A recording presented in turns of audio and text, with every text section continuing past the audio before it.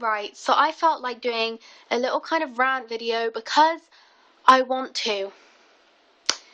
Right, number one, I want to talk about like disorders that people have. If someone has anorexia, whether you know or not, don't pick it out because they don't want people knowing, you know. I know of, I think about 5 people who have anorexia, and I know, and it's horrible seeing them go through that pain of being bullied, of having all these things said to them. It's horrible. So, like, don't. Same with the opposite of being overweight, don't pick that out either, as, you know, they might have problems with their life and all that, so just don't. Another thing, depression.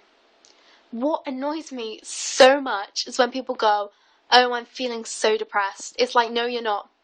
Honey, I would pass you on this disorder any day. You know, I'd do anything to be on a roller coaster that has highs. But for depression people, it's just low all the way. You know, you put on a fake smile every day to try and look happy, to try and get on with your life, and it's a hard thing to do. With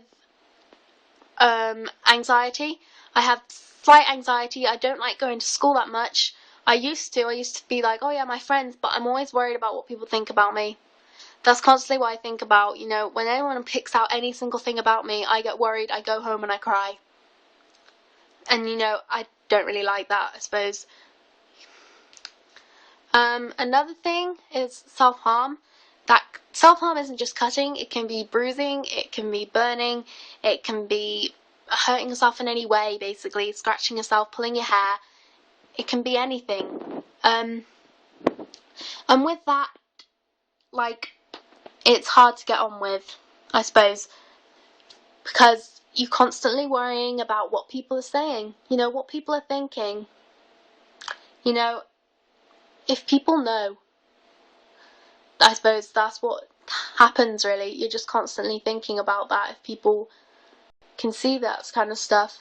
And when that happens, it means there's something wrong, you know, something's not right.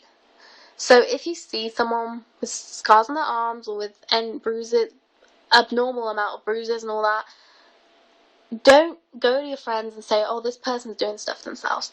Just think to yourself for 1 minute, that person has got something going on. You know, I'm not going to tell people, I'm just going to let that person know that I'm there for them. Whenever they want to talk, you know, I'm there. And that's what that person needs, you know. And now I'm going to go on to hate. I've got hate. I've been cyberbullied. You know, it wasn't fun at all. Why would it be fun? Most people say with cyberbullying, you know, just turn off your computer. Just turn off Twitter. But I didn't want to do that because I wanted to let people know that I'm there for them. So if I turned off that Twitter, I wouldn't be there for them. And I just had to ignore it, although I didn't. I did reply to it. I replied to them because I wanted to stand up for myself. You know, I wanted to tell people, you know, I'm not a bitch. Because I'm not. You know, I'm not. I'm not a whore either, you know. So why call me that? You don't even know me. You know, it's quite silly. And then also I got some stuff on Ask FM. That was only something little, but it was asking why I was in hospital, which is what I didn't really want people to know about. Like, I didn't really want people to know why I was in hospital, because it's my personal business, really. I haven't really been bullied in real life, not really. I suppose I have people who say little things that make me upset, but otherwise I haven't really. The thing that kind of, I'm going to say helped, but helped my depression, I suppose. By helped, I mean that kind of caused it. But I don't want to say that it caused it because it makes me seem quite like a bad person. But it was kind of, sorry, my nose is really itchy. There was a crash that my dad had early in May, a few days before my birthday. And that really affected me because I was so worried. You know, it was my birthday and I was sat here and I was like, well, I'm having a fun time on my birthday. You know, my dad's laying down on a bed in hospital. You know, that really did scare me a bit, and that's what built up my emotions, I suppose, and made this kind of emotional volcano inside me. And then a couple of days ago as well, we was on my way to my dad's and we saw a crash in front of our car. That was hard. I'm not going to lie to you when I say that was hard. You know, we saw a crash and we're like, whoa, it's icy, you know, when we saw one on the side of the road.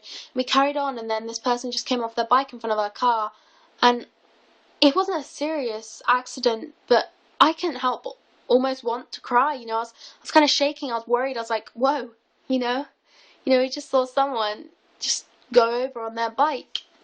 You know, it's something I didn't want to see, and there was loads of other crashes, and it was just scary. Yeah. Right. Now I'm going to go on to something. I don't know what I'm going to go on to. Basically, when you see that someone's not happy, go and comfort them. You know, don't stand there. If someone's crying, be concerned, whether you know them or whether you don't, because that's the friendly, nice thing to do. So, basically, with me, my emotions built up because I didn't tell anyone about anything, and that made me expressing it in the wrong way. And I'm just basically saying, don't judge people when you don't know what they're going through. Because if they're really thin, you know, they might be going through an emotional anorexia that's really hard to deal with. If they haven't been in school because they're feeling ill and they're making themselves sick, you know, they might be going through stuff hard to deal with. So, don't judge people when you have no idea what they're going